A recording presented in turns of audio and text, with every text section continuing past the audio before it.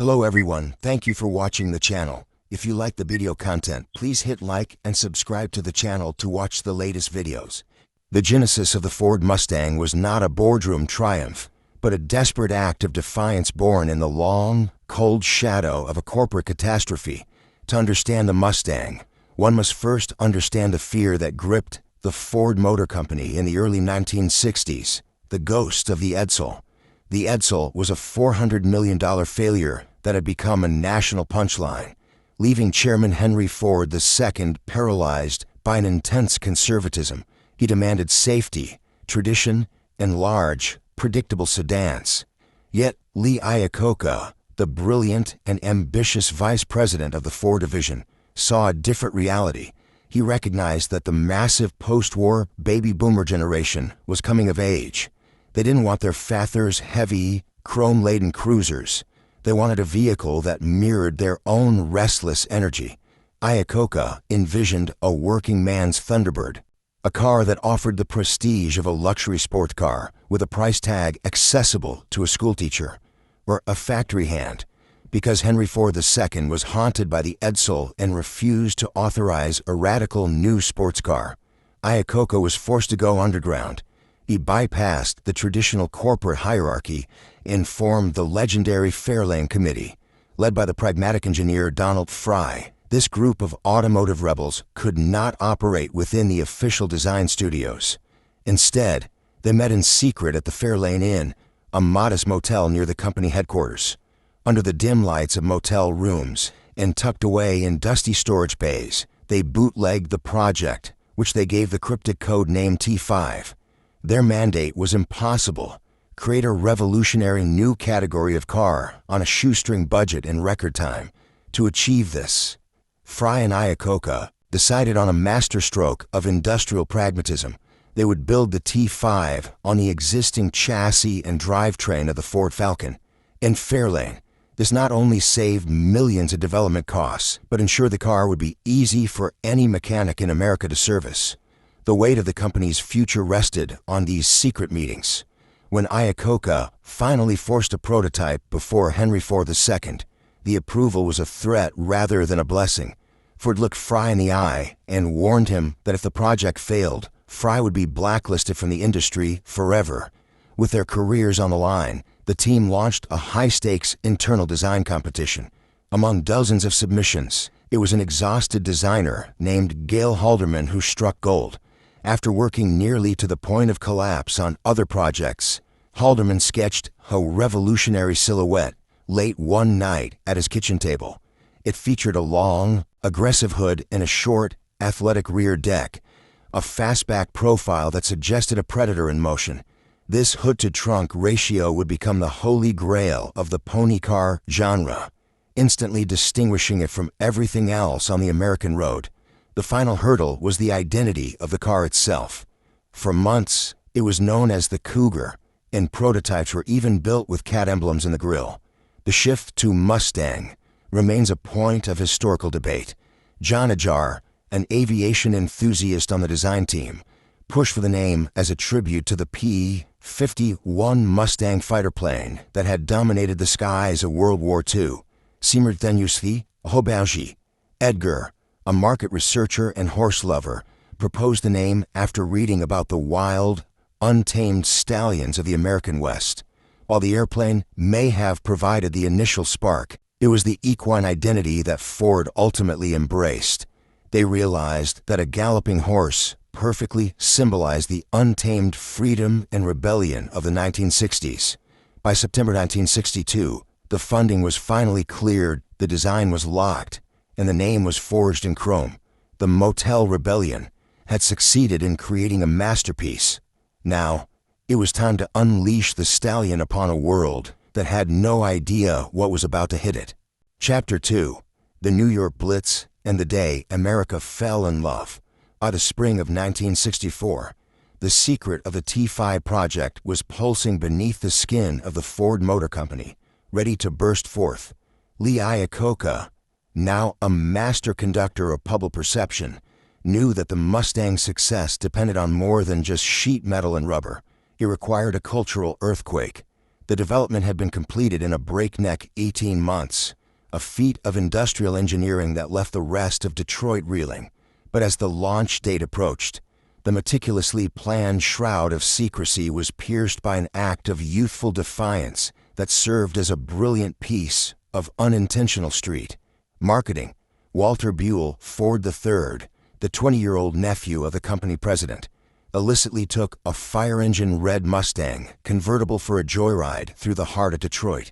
He parked the unreleased stallion near the Sheraton Cadillac Hotel, where it was immediately spotted by Fred Olmsted, the automotive editor of the Detroit Free Press.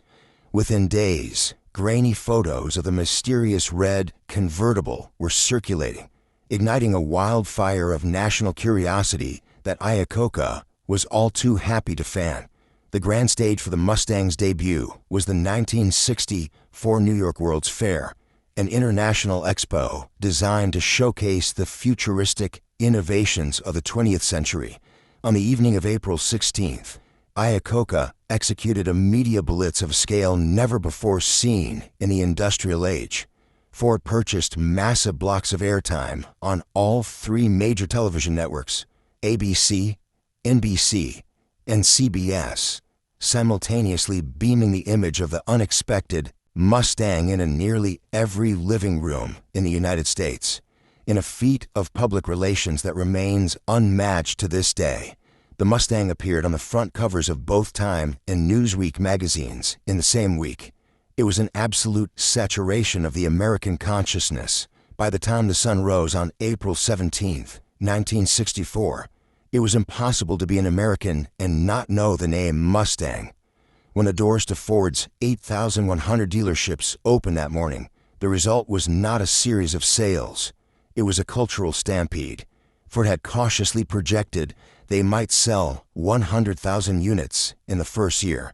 Instead, they sold 22,000 Mustangs in the first 24 hours.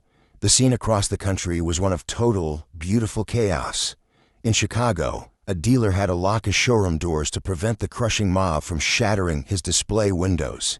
In another city, a man was so desperate to secure the only Mustang on the lot that he refused to leave the driver's seat while the dealer processed his check, eventually sleeping in the car overnight to ensure no one else could claim his dream. One driver was so mesmerized by the sight of a Mustang in a showroom window that he lost control of his truck and crashed straight through the glass. Among the millions swept up in the fever were the firsts, who would become part of the car's eternal lore. Gail Brown, a 22-year-old schoolteacher in Illinois, had walked into a dealership seeking a convertible. When she found the floor empty, a sympathetic salesman led her to the back, pulled a tarp off a sky blue Mustang, and sold it to her 2 days before the official release date. In Newfoundland, Canada, a pilot named Stanley Tucker managed to buy a Wimbledon white convertible 3 days early. Unbeknownst to anyone at the time, Tucker had purchased vehicle identification number 001, the first Mustang ever produced. The Mustang was no longer just a vehicle. It was an epidemic of desire. Iacocca had successfully tapped into the American psyche, offering a sense of rebellion and individual freedom for the remarkably low price of $2,368. The pony car had arrived, and the American road would never be the same again. Chapter 3. The millionth stallion in the cinema of cool. The momentum of the Mustang was not a passing fad. It was a permanent shift in the tectonic plates of American culture. By early 1966, the frenzy that had begun at the World's Fair had transformed into a relentless industrial march. On March 2, 1966, just 2 years after the very first model rolled off the line, Ford achieved a milestone that defied every traditional automotive logic: the production of the 1 millionth Mustang, in an industry where selling 100,000 units was considered a success. Reaching 1 million in 24 months was a miracle of mass production. However, this landmark car, a pristine white convertible, was not destined for a showroom. It was the centerpiece of a historic trade that would close a loop in a Mustang's chaotic origins. The story returned to Stanley Tucker, the Eastern Provincial Airlines pilot from Newfoundland who had accidentally purchased serial number 1, then 001, 3 days before the official launch in 1964. For 2 years, Ford had been haunted by the fact that their most significant historical artifact was being driven daily through the rugged terrain of eastern Canada. Tucker had already put 10,000 miles on the car, treating the priceless prototype as a standard commuter. Ford's executives finally convinced Tucker to return the stallion to its home in Dearborn for the Henry Ford Museum. In exchange, Tucker was offered the 1 millionth Mustang, custom-built to his exact specifications. When filling out the order form, Tucker reportedly drew a large X across the entire options sheet. He wanted everything. This exchange, happening exactly 60 years ago today, cemented the Mustang not just as a product, but as a legend that valued its own history. But the Mustang's true immortality was found not on the assembly lines, but on the silver screen. It became the cinematic definition of cool almost instantly. In 1964, the same year it debuted, a white Mustang was featured in a high-stakes chase in the James Bond classic Goldfinger.